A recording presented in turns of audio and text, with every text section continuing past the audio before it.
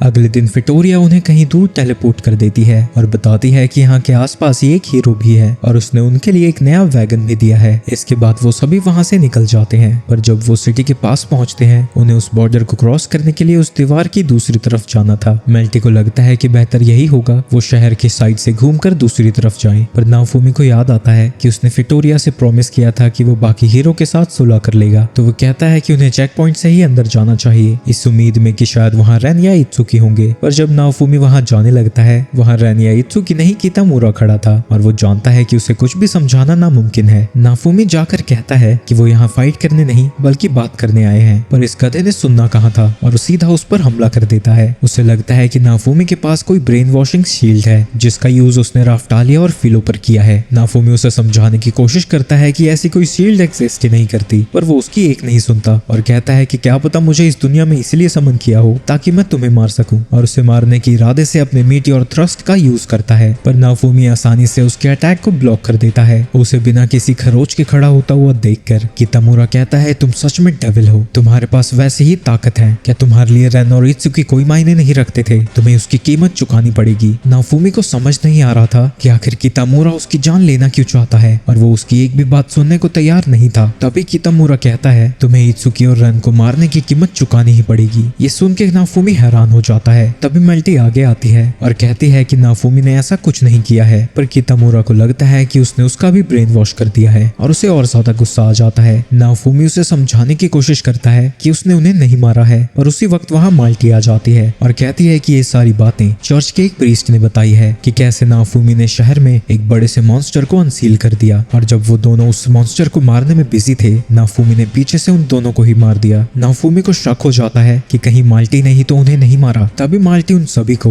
Lightning cage से घेर लेती है ताकि नाफूमी लड़ाई से बचकर बाहर ना जा सके। कितामुरा फिर से उस पर हमला करना शुरू कर देता है, पर नाफूमी उसे पीछे ढकेल कर शील्ड प्रिजन में बंद कर देता है, पर कितामुरा आसानी से उससे बाहर आ जाता है। नाफूमी के कहने पर फिलो हमला करने जा रही थी, पर उसी वक्त माल्टी उन पर हमला करने के लिए एक फायरबॉल चार्ज करती है, पर उसके अटैक को मेल्टी अपने वाटर स्पेल से ब्लॉक कर देती है। फिलो कितामुरा पर हमला करने जाती है और कितामुरा के एक साथी के अटैक को डॉज करके उस पर उसी अटैक का यूज करती है जिसका उसने फिटोरिया पर किया था, और वो कितामुरा को पीछे ढकेल देती है। लेकिन कितामुरा फिर से अपने मीटी और थ्रस्ट के लिए एनर्जी इकट्ठा करता है और फिर केओस स्पेयर का नाफूमी पर यूज करता है जो कि काफी ताकतवर था, पर नाफूमी उसे भी ब्लॉक कर देता है। तभी राफ्टालिया को एक कॉम्बो अटैक दिखता है और राफ्टालिया इसी अटैक को नाफूमी को यूज करने को कहती है, जिसके बाद जब राफ्टालिया उस पर हमला करने जाती है वो अपनी हाइडिंग शील्ड से उसे छुपा देता है, फिर एयर शील्ड का यूज करता है जो कि मॉन्स्टर शील्ड में कन्वर्ट हो जाती है, पर कितामुरा उससे बाहर निकलने में कामयाब हो जाता है। जब वो फिर से नाफूमी पर हमला करने जाता है वो उसके स्पेयर को पकड़ लेता है और फाइलो उसे लात मार कर उड़ा देती है। उसी वक्त राफ्टालिया माल्टी के सामने आ जाती है और अपनी इनविजिबल स्वॉर्ड से उस पर हमला कर देती है। इसके बाद मेल्टी और फिलो मिलकर साथ में उन सभी पर हमला करते हैं, जिससे उनके सारे दुश्मन उड़ते हुए आसमान में जाते हैं और फिर नीचे गिर जाते हैं। कितामुरा पूछता है कि वो सभी इतने स्ट्रॉन्ग कैसे हैं जबकि उन्होंने अपने क्लास भी अपग्रेड नहीं किए हैं। नाफूमी कहता है कि जब तुम लौंडिया बाजी कर रहे थे हम असली मॉन्स्टर से लड़ रहे थे, लेकिन अभी भी कितामुरा उसे मारना ही चाहता था। तभी फिलो खतरे को सेंस करती है और तुरंत ही उन सभी चमगादड़ों को लात मार मार कर एक जगह पे इकट्ठा कर देती है और नाफूमी से कहती है कि वो बहुत सारी शील्ड बना ले, नहीं तो उन सभी की कब्र यहीं खुद जाएगी। तो नाफूमी शील्ड प्रिजन के बाद 2 एयर स्ट्राइक शील्ड भी बना देता है, जिसके तुरंत बाद ही उन सभी के ऊपर एक खतरनाक सा हमला होता है। वो हमला इतना खतरनाक था कि वो सभी अंदर डर के मारे चिल्लाने लगते हैं और वो एयर शील्ड को बिस्किट की तरह तोड़ देती है। यहाँ तक कि शील्ड प्रिजन भी उस अटैक को नहीं रोक पाता, जिसकी वजह से नाफूमी को अपनी शील्ड से उस अटैक को ब्लॉक करना पड़ता है। जब वो अटैक खत्म होता है उनके आसपास की जमीन जल चुकी थी और नाफूमी थक कर जमीन पर गिर जाता है। वो सभी सोच ही रहे थे कि यहाँ हो क्या रहा है, तभी उनके सामने पोप आ जाता है जो कि इसके बाद भी जिंदा बचने के लिए उनकी तारीफ करता है। पोप बताता है कि वो उसकी पनिशमेंट देने आया है क्योंकि जब उन्होंने उससे होली वाटर दिया था उसने गॉड को शुक्रिया अदा नहीं किया और तुमने कई अपने ही कंट्री के लोगों को उसके खिलाफ कर दिया, इसकी सजा तो तुम्हें मिलकर रहेगी। माल्टी भड़क जाती है और कहती है कि तुम्हारे हमले से फ्यूचर क्वीन और स्पेयर हीरो की भी जान जा सकती थी, और यहाँ वो फ्यूचर क्वीन खुद को कह रही है, मेल्टी को नहीं। पर पोप कहता है निकल बे चिमकांडी, इन सभी चीजों का तो ब्लेम हम शील्ड डेविल पर डालने वाले हैं। और दूसरी बात, रॉयल फैमिली ने अपनी पावर का बहुत गलत इस्तेमाल किया है और वो सब चर्च की इज्जत करना भूल चुके हैं, तो हमने पहले ही तुम सब की जगह नई गवर्नमेंट का इंतजाम कर दिया है। और रही बात हीरोज की, कितामुरा हीरोज में सबसे गया गुजरा है। उसने एक मॉन्स्टर प्लांट से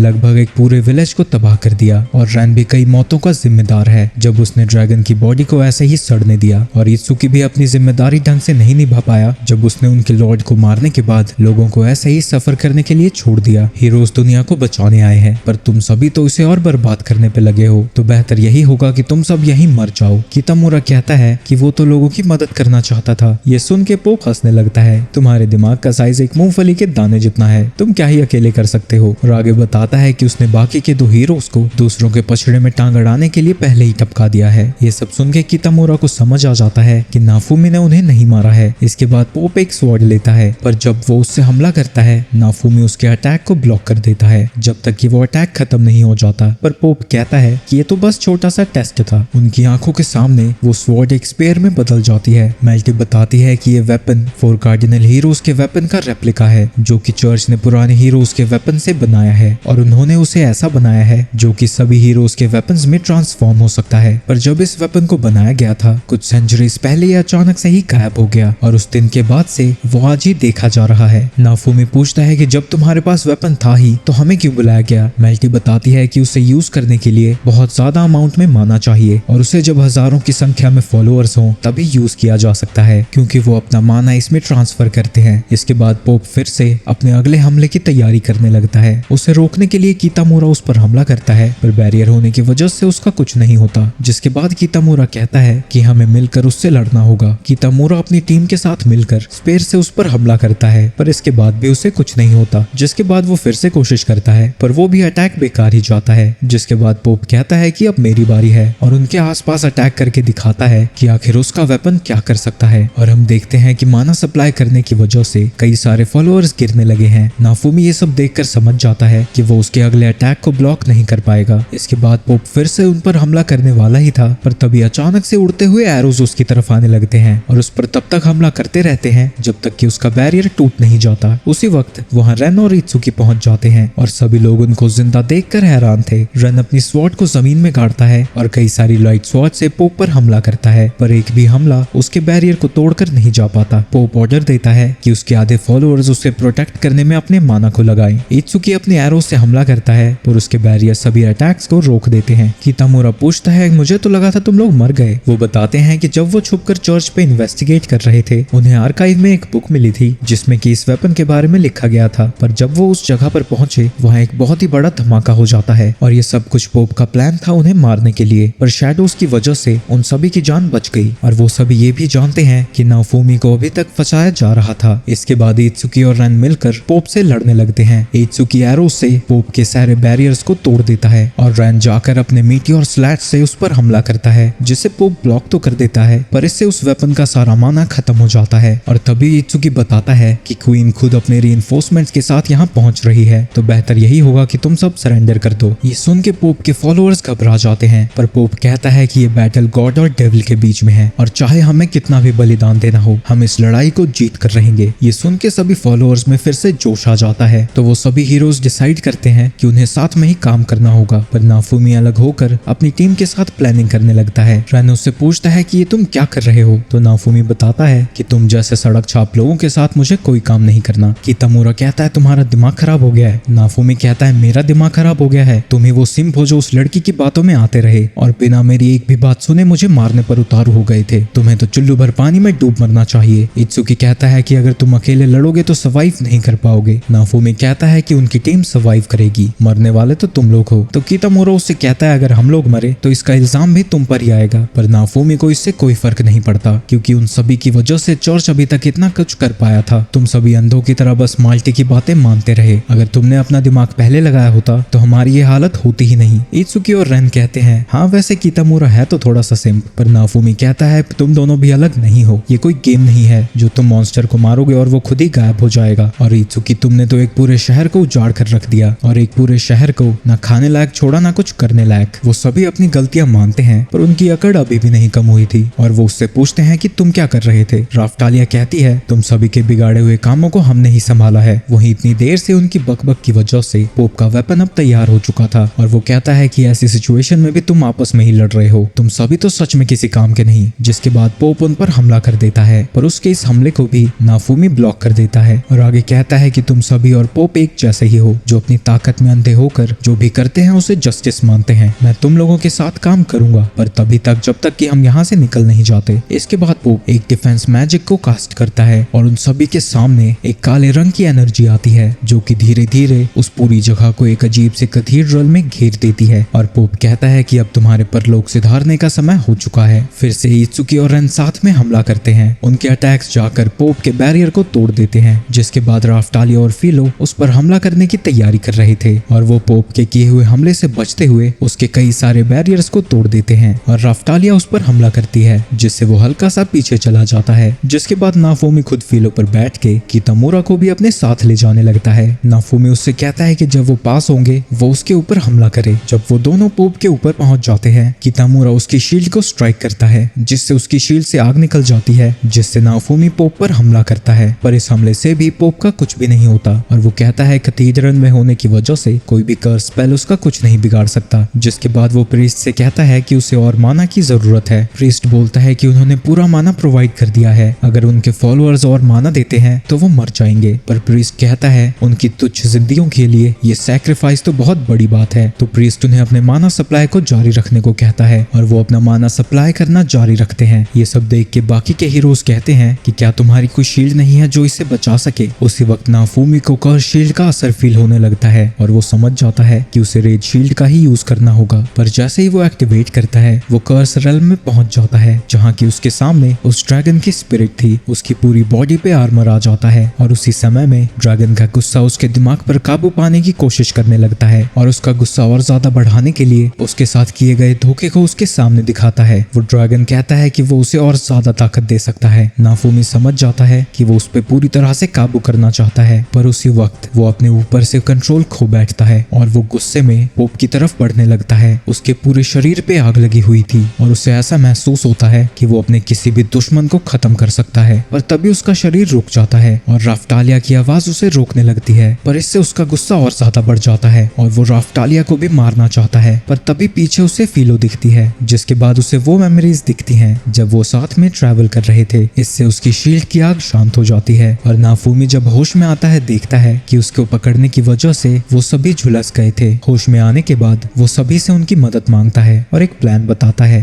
कैथेड्रल के टॉप से माना आने लगता है जिसे कि पोप अब्सॉर्ब कर रहा था। जिसके बाद वो फिर से उन पर हमला करता है, पर नाफूमी उसके अटैक को ब्लॉक कर देता है। जिसके बाद प्लान के अकॉर्डिंग सभी हमला करना शुरू कर देते हैं। इत्सुकी अपने एरो से उस पर हमला करता है, पर उसके बैरियर्स उसे रोक देते हैं। जिसके बाद बाकी सब भी उसके साथ हमला करने लगते हैं, पर वो बैरियर को तोड़ नहीं पाते। तभी फिलो उस पर हमला करने पहुंच जाती है, पर वो उसके हमले से बच जाता है और राफ्टालिया के हमले को ब्लॉक कर देता है। उसी वक्त रेन पीछे पहुंच जाता है और अपनी स्वॉर्ड से उसे स्लैश कर देता है। उसी वक्त माल्टी कितामुरा पर एनहांस स्पेल कास्ट करती है और वो अपने एयर स्ट्राइक जैवलिन से पोप पर हमला करता है। वो हमला सभी बैरियर्स को डिस्ट्रॉय करता हुआ पोप को लग जाता है। जिसके बाद फिलो के साथ नाफूमी आगे जाता है, जिसके ऊपर पोप फ्लेमिंग बर्ड से हमला करता है। फिलो एयर शील्ड से उसके ऊपर से कूद जाता है और नाफूमी उसके फायर को अपनी शील्ड में अब्सॉर्ब कर लेता है और उसके बाद फायर ड्रैगन से पोप पर हमला करता है, जिससे पोप वहीं पर जलकर गिर जाता है। पोप को खत्म करने के लिए वो सभी आगे बढ़ने लगते हैं, पर माना की सप्लाई इतनी ज्यादा थी कि पोप खुद को हील करके फिर से खड़ा हो जाता है और इस बार वो उन सभी के अटैक को आसानी से ब्लॉक भी कर रहा था और डिफ्लेक्ट भी कर रहा था। जिसके बाद वो वेपन को बो में बना लेता है और जब उस एरो को आसमान में मारता है वहाँ बहुत ही ज्यादा रोशनी हो जाती है और कैथेड्रल के चारों तरफ उसकी तस्वीर आ जाती है और वो एक ही वक्त पर सभी पर एरो से हमला करना शुरू कर देते हैं। वो सभी किसी तरह एरो से बचने की कोशिश करने लगते हैं और नाफूमी राफ्टालिया को प्रोटेक्ट करता है, पर एक एरो जाके उसे लगता है और राफ्टालिया भी घायल हो जाती है। तो नाफूमी अपने शरीर से उसे प्रोटेक्ट करने जाता है और जब पोप फिर से उन पर हमला करने वाला था, क्वीन वहां पहुंच जाती है और एक स्पेल से ही उसे उसी जगह पर फ्रीज कर देती है, जिसकी वजह से कैथेड्रल भी कमजोर हो जाता है। पोप को समझ नहीं आता कि उसका स्पेल कैथेड्रल के अंदर कैसे आ गया, पर नाफूमी जानता है कि उनका मौका यही है और वो ब्लड सैक्रिफाइस को एक्टिवेट कर देता है। उसे एक्टिवेट करते ही उसके शरीर से खून गिरने लगता है। पोप उस आइस को ब्रेक कर देता है और उस पर हमला करने के लिए तैयार हो जाता है। उसी वक्त जमीन टूटने लगती है और वहां से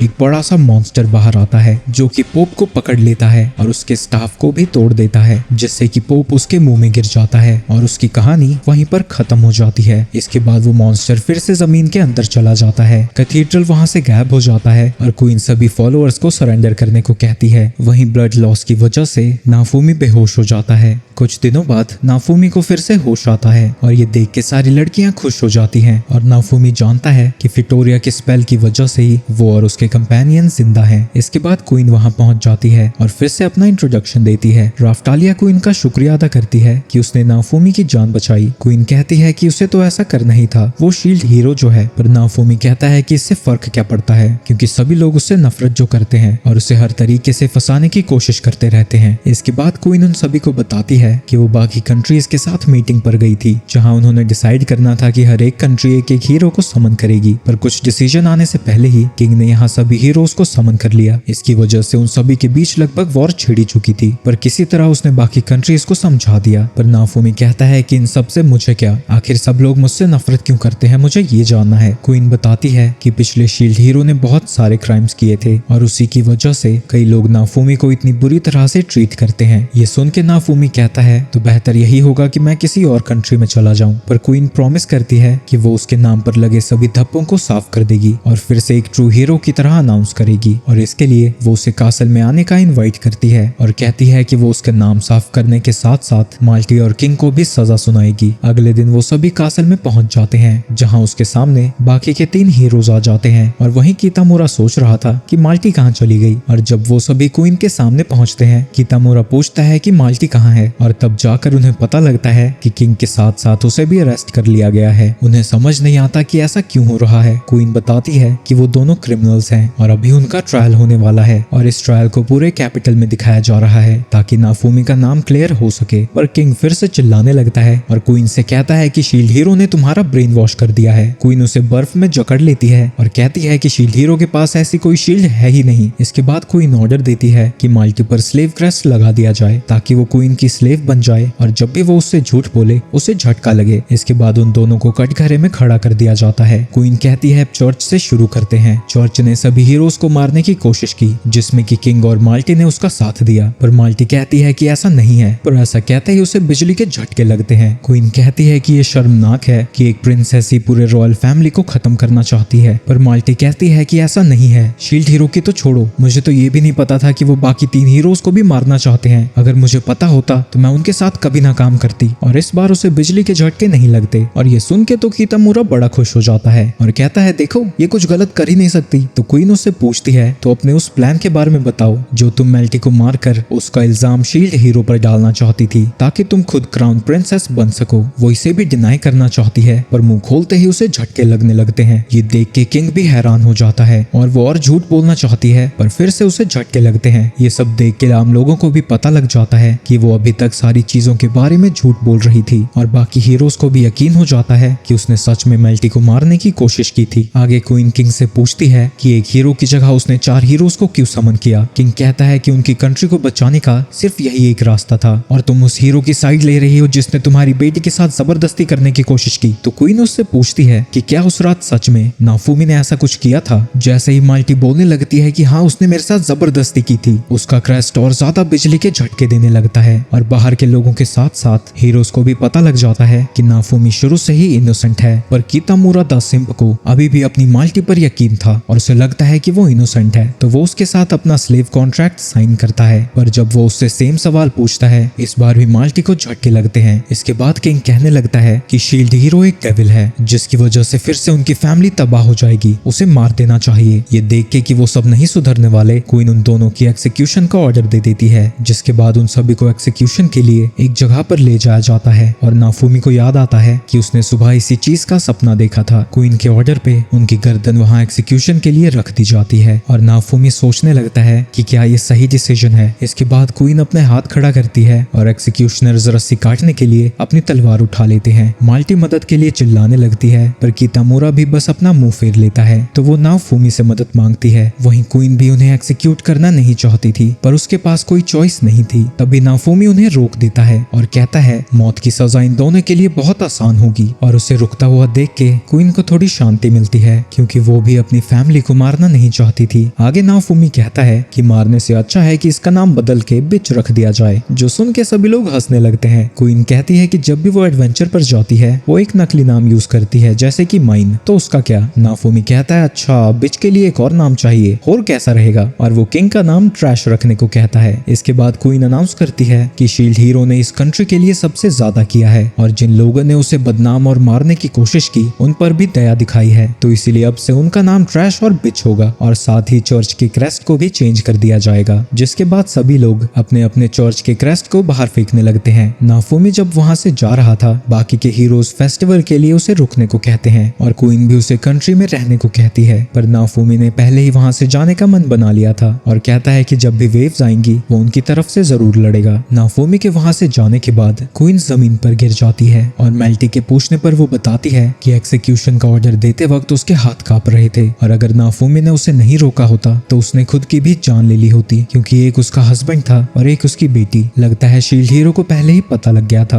और उसने ऐसा करके उसकी इज्जत भी रख ली और उसकी फैमिली को भी जिंदा रखा। इसके बाद नाफुमी जब वहां से जा रहा था, कैपिटल के लोग उसे गुड बाय कहने आते हैं और नाइट्स भी उसकी रिस्पेक्ट करने के लिए रास्ते में खड़े हो जाते हैं। सभी लोगों को खुद की तरफ इतने अच्छे से व्यवहार करता देख के वो स्माइल करता है और वो डिसाइड करता है कि वो इन सब के लिए वेव से लड़ता रहेगा जब तक कि वो अपनी दुनिया में वापस नहीं चला जाता। इसके बाद वो चर्च के पास पहुंचते हैं, जहां चर्च का सिंबल 4 कार्डिनल हीरोज के वेपन्स में चेंज कर दिया गया है। चर्च के अंदर वो अपनी क्लास अपग्रेड करने पहुंचते हैं, जहां राफ्टालिया और फिलो साथ में अपने क्लास अपग्रेड्स करते हैं और सिस्टम उन्हें बताता है कि क्लास अपग्रेड का प्रोसेस शुरू हो चुका है। इसके बाद जब वो सभी कासल में वापस जाते हैं, नाफुमी कहता है कि वो दोनों वो स्किल्स नहीं चूज कर पाई जो कि वो चाहती थी और उसे लगता है कि शायद सिस्टम में कोई एरर आया होगा। और जब वो पूछता है कि उसे यहाँ वापस क्यों बुलाया गया, क्वीन कहती है कि वो एक पार्टी रखना चाहती है और सभी हीरोज के साथ एक मीटिंग भी करना चाहती है। जब शाम को वो सभी वापस जा रहे थे, नाफुमी कहता है कि ये अफसोस की बात है कि उनका क्लास अपग्रेड वैसे नहीं हो पाया जैसे वो चाहते थे, पर अपनी दुनिया में जाने से पहले वो उन्हें बहुत स्ट्रॉन्ग बना देगा। पर ये सुन के राफ्टालिया दुखी हो जाती है, क्योंकि उसे रियलाइज होता है कि एक दिन नाफुमी उसे छोड़कर चला जाएगा। पार्टी के दौरान भी वो दुखी बैठी हुई थी, पर उसी वक्त मेल्टी माल्टी को छुपकर किचन में जाता हुआ देखती है। तभी एक नाइट वहाँ पहुंच जाता है और राफ्टालिया के साथ बदतमीजी करने लगता है और शील्ड हीरो के बारे में भी उल्टा सीधा बोलता है और उससे लड़ने के लिए राफ्टालिया भी खड़ी हो जाती है। वहीं माल्टी किचन में नाफुमी के खाने में जहर मिला रही थी, पर उसी वक्त वहाँ मेल्टी पहुंच जाती है। वहीं मीटिंग रूम में क्वीन हीरोज को बताती है कि कैलमीरा, जो कि एक ऐसा आइलैंड है जहाँ हीरोज मॉन्स्टर्स को हंट करके अपना लेवल बढ़ा सकते हैं, वो जल्दी एक्टिवेट होने वाला है। पर उसी वक्त वहाँ मेल्टी पहुंच जाती है और माल्टी के करतूतों के बारे में उन्हें बताती है। क्वीन बिच की वजह से पहले ही इतनी परेशान थी और वो हीरो से कहती है कि वो अपने बीच के मतभेद दूर कर ले, क्योंकि इसकी वजह से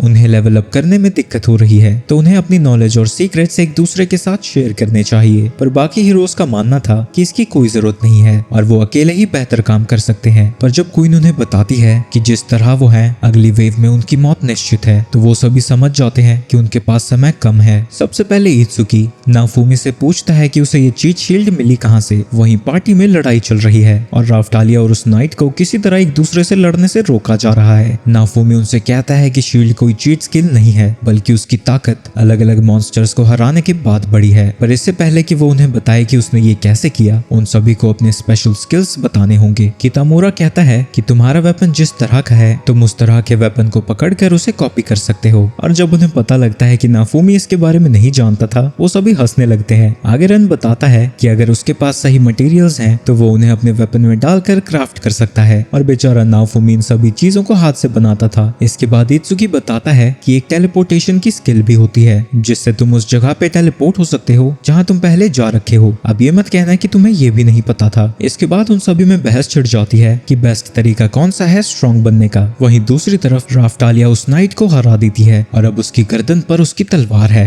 वहीं दूसरी तरफ हीरोज की बहस बढ़ चुकी है और कितामुरा रन का कॉलर पकड़ लेता है, पर उनकी बहस से परेशान होकर नाफुमी कहता है तुम किसी काम के नहीं हो और वहां से चला जाता है। रात को जब वो अपने वेपन को देखता है, उसे पता लगता है कि कॉपी स्किल सच में होती है। अगली सुबह वो क्वीन से हीरोज के बारे में पूछता है। वो बताती है कि वो कालमीरा के लिए पहले ही यहाँ से निकल चुके हैं, ताकि नेक्स्ट वेव से पहले वो अपने लेवल को बढ़ा सके। पर इससे पहले कि वो वहां से जाएं, वो उसी शॉपकीपर के पास जाता है और नाफुमी वहां पड़ी सभी शील्ड को कॉपी करने लगता है। बेचारा शॉपकीपर कहता है तुम तो चोरी कर रहे हो। जब वो वहां से निकलते हैं, कालमीरा जाने से पहले वो राफ्टालिया के विलेज में रुकते हैं, जहाँ राफ्टालिया अपने फ्रेंड की ग्रेव पर कर जाती है और नाफूमी देखता है कि उसका विलेज बुरी तरह से तबाह हो चुका है और उसकी हालत को देखकर लगता है कि शायद बाकी के विलेजर्स कभी वापस नहीं आएंगे। इसके बाद जब वो राफ्टालिया के पास जाता है, वो कहती है कि वो कभी उसे अबैंडन ना करे क्योंकि उसे नहीं पता कि वो उसके बिना क्या करेगी। तो नाफूमी कहता है कि वो हमेशा उनके साथ ही रहेगा और सोचता है कि जाने से पहले उसे उन्हें कोई पर्पस देना होगा। इसके बाद जब वो सभी शोर पर पहुंचते हैं, वो देखते हैं कि शिप अभी तक वहां से नहीं गई थी और बाकी के हीरोज अभी भी वहीं थे।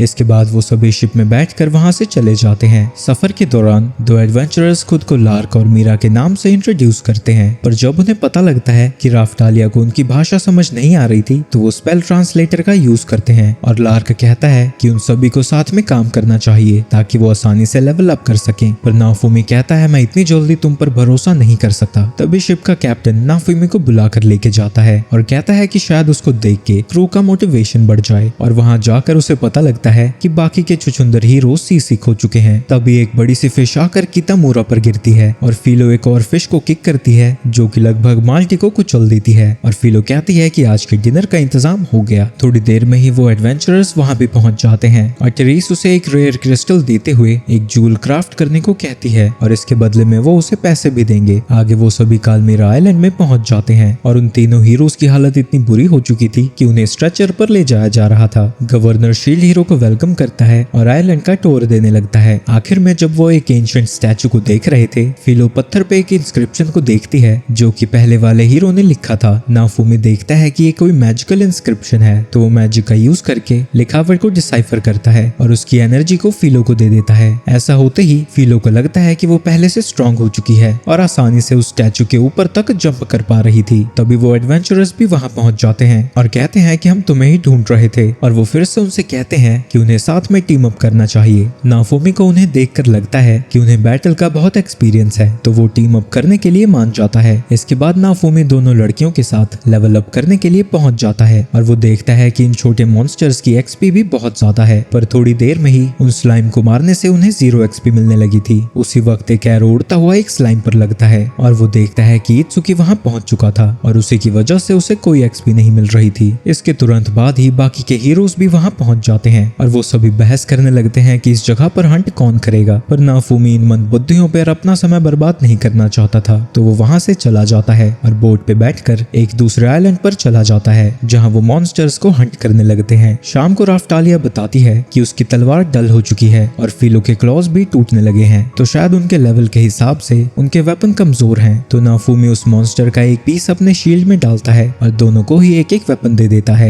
रात को जब वो सभी आराम कर रहे थे, वो दोनों एडवेंचरर्स वहां पहुंच जाते हैं और फिर से लार्क कहता है हम तो तुम्हें ही ढूंढ रहे थे। नाफूमी कहता है कि तुम मेरे पीछे क्यों पड़े हो। लार्क कहता है कि तुम लोग अब मेरे कंपेनियंस हो और नाफूमी तो मेरा ब्रो है। इसके बाद वो सभी शहर में वापस पहुंच जाते हैं और वहां सभी लोग पार्टी कर रहे थे, पर जैसे ही उन सभी को थोड़ा नशा चढ़ जाता है, वही नाइट और राफ्टालिया आपस में पंजा लड़ाने लगते हैं, पर राफ्टालिया आसानी से उस नाइट को हरा देती है। अगले दिन नाफूमी टेरिसा को वो ब्रेसलेट देता है जो उसने उस क्रिस्टल से बनाई थी। उसे देख के वो रोने लगती है और इसे बनाने के लिए वो उसका शुक्रिया अदा करती है और पेमेंट के तौर पर वो उसे एक थैली भर के गोल्ड कॉइन्स दे देती है। नाफूमी को जरूरत से ज्यादा पैसे मिल रहे थे, पर कंप्लेन क्यों करेगा लौंडा। इसके बाद वो सभी बोट में बैठकर नए मॉन्स्टर्स को मारने के लिए निकल पड़ते हैं। आइलैंड पर कुछ पेंगुइन मॉन्स्टर्स उनके सामने आ जाते हैं, जिन मॉन्स्टर्स से लार्क और नाफूमी मिलकर लड़ने लगते हैं और वो बड़ी आसानी से उन सभी को मार गिराते हैं। जिसके बाद टेरिस अपने ब्रेसलेट का यूज करके एक ब्लू फायर बॉल से एक पेंगुइन को मार गिराती है। आगे उनका ग्रुप मॉन्स्टर से लड़ता रहता है और वो मिलकर कई सारे मॉन्स्टर्स को हरा देते हैं। कुछ देर में ही उन्हें एक और मॉन्स्टर्स का झुंड मिलता है और उनका लीडर एक बड़ा सा पक्षी है। तो नाफूमी एक प्लान बनाता है, वो उनके सामने जाके अपनी शील्ड से सभी का ध्यान अपनी ओर खींचता है और उनसे लड़ने लगता है। उसी वक्त टेरिस अपने फायर से हमला करती है, पर उसके फायर से नाफूमी को कुछ नहीं हो रहा था और वो देखता है कि ब्लड सैक्रिफाइस से जो उस पर कर्स हुआ था वो भी मिट जाता है। जब वो सभी वापस आते हैं, नाफूमी पूछता है कि क्या वो अगले दिन भी उसके टीम को ज्वाइन करेंगे, पर इस बार लार्क मना करके चला जाता है और नाफूमी कहता है कि कल हम छुट्टी मनाएंगे। इसके बाद वो सभी बीच पर मौज मस्ती कर रहे थे और फिलो नाफूमी को बताती है कि उसे समुद्र के नीचे एक छोटा सा आइलैंड मिला है। इसके बाद वो सूट पहनकर समुद्र के अंदर चले जाते हैं, जहाँ नीचे उन्हें वो आइलैंड दिखता है। वो एक दरवाजे के पास पहुँचते हैं जो नाफूमी छू कर खोल देता है, जिसके बाद वो अंदर पहुँचते हैं और अंदर सूखी जगह थी और राफ्टालिया अपने मैजिक से वहाँ उजाला कर देती है और वो देखते हैं कि उनके सामने एक ड्रैगन और ग्लास है। तभी नाफूमी नाफूमी की शील्ड ग्लो करने लगती है और उसे पता लगता है कि अगली वेव 48 घंटों में शुरू होने वाली है। इसके बाद वो क्वीन को इसकी इन्फॉर्मेशन दे देते हैं। तीसरे दिन वो सभी अपनी बोट में बैठकर वहां से निकल जाते हैं और इंतजार कर रहे थे कि जैसे ही वेव्स शुरू होंगी वो उस लोकेशन पर टेलीपोर्ट हो जाएंगे। और जब राफ्टालिया पूछती है कि कालमीरा आइलैंड के लोगों का क्या होगा, तो क्वीन बताती है कि वहाँ के सभी लोगों को पहले ही वहाँ से निकाल दिया गया है। आगे वो दोनों लार्क और टेरिस को एक दूसरी शिप पर देखते हैं और नाफूमी को लगता है कि उनका होना काफी अच्छा होगा क्योंकि वो बाकी हीरोज से तो बहुत काम के हैं। तभी समय खत्म हो जाता है और वो सभी एक ही साथ वेव की जगह पर टेलीपोर्ट हो जाते हैं और वो देखते हैं कि पोर्टल से मॉन्स्टर्स आने लगे हैं और सोल्जर्स बैरल बॉम्ब्स पानी में गिराने लगते हैं, जिनके धमाके से कई सारे मॉन्स्टर्स मरकर ऊपर आ जाते हैं और आर्चर्स उनके ऊपर तीर से हमला कर रहे थे। उसी वक्त एक बड़ा सा सी मॉन्स्टर उनकी तरफ आने लगता है और जब बीत्सुकी उस पर हमला करता है वो पानी में डुबकी लगा देता है और आगे आकर एक शिप को डिस्ट्रॉय कर देता है। इसके बाद नाफूमी उससे लड़ने के लिए फीलो के साथ पानी में कूद जाता है। अपनी हेट शील्ड से वो उसका ध्यान अपनी ओर खींचता है और इसकी मदद से वो उसे पानी से बाहर निकाल देता है, जिसे देखते ही बाकी के हीरोज साथ में मिलकर उस पर हमला कर देते हैं, पर इससे उस मॉन्स्टर पर खरोच भी नहीं आती। इसके तुरंत बाद वो एक एनर्जी ब्लास्ट से एक और शिप को डिस्ट्रॉय कर देता है। राफ्टालिया जब उस मॉन्स्टर को देखती है वो एक स्पेयर से उसे घायल कर देती है और नाफूमी नोटिस करता है कि वो पहले से कहीं ज्यादा ताकतवर हो चुकी है। तभी एक और ब्लास्ट होता है और एक और शिप डिस्ट्रॉय हो जाती है। इसके बाद वो सी मॉन्स्टर्स शिप पे चढ़ना शुरू कर देते हैं, पर इससे पहले कि वो कुछ कर पाते मेल्टी अपने वाटर अटैक से उन्हें नीचे गिरा देती है। तभी एक मॉन्स्टर ऊपर आकर उसे पानी में खींचने लगता है, पर कुछ लोग आकर उसे बचा लेते हैं। पर जैसे ही उसका हाथ छूटता है लार्क उस बीस्ट को मारकर उसे बचा लेता है और वापस से शिप पर पहुंचा देता है। और जब बाकी के मॉन्स्टर्स उस पर हमला करने आते हैं वो अपने एक ही हमले से उन सभी मॉन्स्टर्स को हरा देता है। उसी वक्त नाफूमी उस सी मॉन्स्टर को हराने के लिए लार्क की मदद मांगता है और वो फाइलों के साथ पानी में कूद जाता है और वो फिर से बाहर कूदकर उस मॉन्स्टर को अपने साथ बाहर लेकर आते हैं। लार्क तुरंत ही उस पर हमला करता है और उसको घायल करने में कामयाब हो जाता है। ये देखकर फिलो भी उस पर अटैक करती है और शिप से जंप कर उसे एक जोरदार किक मारती है। इसके बाद टेरिस और लार्क मिलकर एक कॉम्बो अटैक करते हैं जो कि उस मॉन्स्टर को हराने के लिए काफी होता है। उस मॉन्स्टर के मरने के बाद वो सभी नल्ले हीरोज वहां पहुंच जाते हैं और वो सभी कहने लगते हैं कि जो उस मॉन्स्टर से स्पेशल आइटम्स मिलेंगे वो सभी उनके होंगे। लार्क कहता है कि तुम लोग खुद को हीरो कहते हो, तुम्हारी कमजोरी तो हंसने लायक है, और अपने एक ही हमले से उन तीनों को नीचे गिरा देता है। पर फिलो उसके हमले को ब्लॉक कर देती है और नाफूमी उससे पूछता है कि तुम कर क्या रहे हो, और लार्क उसे बताता है कि वो भी दूसरी दुनिया के हीरोज हैं और उन्हें अपनी दुनिया को बचाने के लिए उसे मारना ही होगा, पर कोई उनकी पर्सनल दुश्मनी नहीं है तो दिल पर मत लेना। टेरिस कहती है कि उनकी दुनिया खत्म होने वाली है और अगर वो उसे बचाना चाहते हैं तो उन्हें उसे मारना ही होगा ताकि वेव्स इस दुनिया को डिस्ट्रॉय कर दें। तो लार्क शील्ड हीरो को लड़ाई के लिए चैलेंज कर देता है। क्वीन ये देखकर लार्क और टेरिस को एनिमीज डिक्लेयर कर देती है और अपने सोल्जर से हीरोज की मदद करने को कहती है, पर टेरिस आसानी से उनके अटैक्स को ब्लॉक कर देती है, जिसके बाद बाकी के हीरोज लार्क से लड़ने के लिए पहुंच जाते हैं, पर वो आसानी से उनकी धुलाई कर देता है। जिसके बाद टेरिस फायरबॉल से सभी शिप्स पर हमला कर देती है, जिसके बाद वो बारिश कर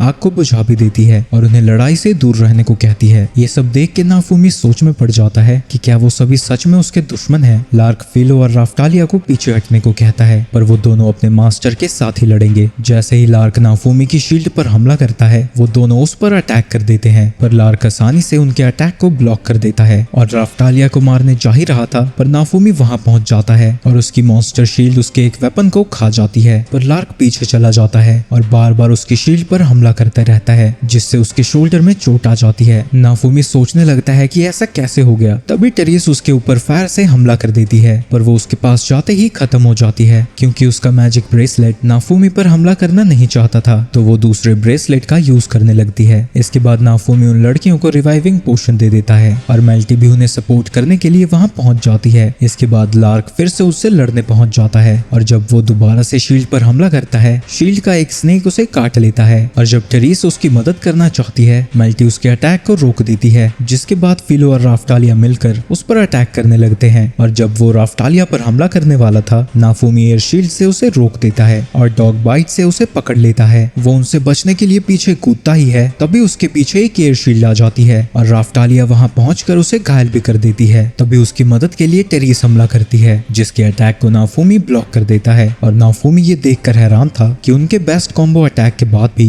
लार्क अपने दो पैरों पर खड़ा है। तभी एक अटैक एक और शिप को डिस्ट्रॉय कर देती है और उनके सामने ग्लास आ जाती जाती है। इसके बाद ग्लास उसके ऊपर हमला करना शुरू कर देती है, पर नाफूमी उसके सभी अटैक्स को ब्लॉक कर देता है, जिसके बाद वो फिर से उस पर हमला करती है, पर ये भी उसे गिराने के लिए काफी नहीं था। और ग्लास कहती है कि उसकी शील्ड को देखकर लगता है तुमने अभी तक उसका बेस्ट नहीं देखा है। और लार्क हैरान हो जाता है कि शील्ड हीरो ने अभी तक अपनी पूरी ताकत का यूज नहीं किया था, यानी वो पिछली बार से कहीं ज्यादा ताकतवर है, पर इसीलिए उसे अपने हाथों से ही उसे मारना होगा। और वो उसके ऊपर हमला करने के लिए पहुंच जाती है। नाफूमी उसके सभी अटैक्स को ब्लॉक कर रहा था, पर जैसे ही उसकी शील्ड 100 लीटर में ट्रांसफॉर्म होती है वो डर के पीछे चली जाती है। ये देख के नाफूमी को लगता है कि वो उसे हरा सकते हैं। इसके बाद टेरेसा एक स्पेल को कास्ट करती है और उनके ऊपर एक बॉम्ब फेंक के मारती है, पर नाफूमी की शील्ड उन सारी फ्लेम्स को रोक देती है। इसके बाद ग्लास और टेरेस मिलकर उसके ऊपर हमला शुरू कर देते हैं, तो नाफूमी अपने बैरियर के अंदर प्रिजन शील्ड को बुलाता है और ग्लास ये देख के हैरान हो जाती है कि साथ में हमला करने के बावजूद भी वो सिर्फ उसके बैरियर को ही तोड़ पाए थे। नाफूमी को यकीन है कि वो अब ग्लास को हरा सकता है, तो वो बाकियों से कहता है कि वो उन दोनों को संभाले और खुद दूसरी शिप पर कूद जाता है। और पीछे पीछे वहाँ ग्लास भी पहुंच जाती है। नाफूमी उससे पूछता है कि क्या तुम भी एक हीरो हो? ग्लास बताती है कि हाँ, वो एक फैन हीरो है। वहीं दूसरी तरफ टेरेस और लार्क से वो तीनों लड़ रहे हैं। मेल्टी टेरेस के फायर अटैक्स को ब्लॉक करती है, वहीं फिलो और राफ्टालिया मिलकर लार्क से लड़ते हैं। वहीं नाफूमी ग्लास के अटैक्स को ब्लॉक करता रहता है और मौका देखते ही उसके ऊपर अपनी 100 लीटर शील्ड का यूज करता है और वो शील्ड उसके लाइफ फोर्स को खाने लगती है। अब क्योंकि उसे उसकी कमजोरी का पता लग गया था, नाफूमी वेव खत्म होने से पहले उसे सरेंडर करने को कहता है, पर ग्लास कहती है कि ये लड़ाई तभी खत्म होगी जब उनमें से कोई एक मर जाएगा। इसके बाद वो फिर से उस पर हमला करती है, पर शील्ड दोबारा से उसकी लाइफ फोर्स को अब्सॉर्ब करने लगता है। लेकिन नाफूमी उसे मारना नहीं चाहता था, पर ग्लास कहती है कि जब भी वेव आएगी वो वेव के साथ हमेशा आएगी और तब तक आती रहेगी जब तक कि वो उसे मार नहीं देती, क्योंकि उसकी दुनिया को बचाने का सिर्फ यही रास्ता है। वहीं नाफूमी सोचने लगता है कि ये तो उसकी दुनिया है ही नहीं, तो वो वेव से लड़ने के लिए और इसे बचाने के लिए इतना बेचैन क्यों है। तभी उसे विजन्स आने लगते हैं और ग्लास बताती है कि वेव्स उसकी दुनिया पर भी अटैक कर रहे हैं और उनके लोग इंतजार कर रहे हैं कि वो जीत के ही वापस आएंगे। तभी लार्क उसे एक पोशन देता है जिसे पीकर उसकी ताकत वापस आ जाती है, जिसके बाद वो फिर से उस पर हमला करती है और नाफूमी उड़ता हुआ पीछे जाता है। ये देखकर राफ्टालिया उस शिप पर आ जाती है और उसके अगले अटैक को ब्लॉक कर देती है। नाफूमी पूछता है कि तुम यहाँ क्या कर रही हो? राफ्टालिया उसे याद दिलाती है कि वो उसकी तलवार है और वो कभी उसे अबैंडन नहीं करेगी। वो राफ्टालिया को मारने ही वाली थी, तभी नाफूमी एयर स्ट्राइक शील्ड से उसे रिपेल कर देता है और अपनी शील्ड को चेंज करके उस पे फायर से अटैक करता है, पर इसके बावजूद भी वो वापस से खड़ी हो जाती है। पर अब वेव्स लगभग खत्म होने वाली हैं, तो ग्लास अपने आखिरी और सबसे खतरनाक हमले की तैयारी करती है। ये देख के नाफूमी भी अपनी रेज शील्ड को एक्टिवेट कर देता है और कहता है कि वो इस दुनिया को प्रोटेक्ट करेगा उनके लिए जिनसे वो प्यार करता है। पर जैसे ही वो ब्लड सैक्रिफाइस का यूज करने वाला था, इत्सुकी की पार्टी से एक नई छोरी वहां पहुंच जाती है और वाइन के बैरल्स को आसमान में उछाल देती है और नाफूमी मीटी और शील्ड से उन सभी बैरल्स को तोड़ देता है और वो पूरी की पूरी शिप वाइन से गीली हो जाती है, जिसका असर पता नहीं क्यों नाफूमी पे तो नहीं होता, पर ग्लास को नशा चढ़ने लगता है। वो दोबारा लड़ने ही वाली थी, पर लार्क उसे रोक देता है क्योंकि अब वो उसे नहीं हरा सकते।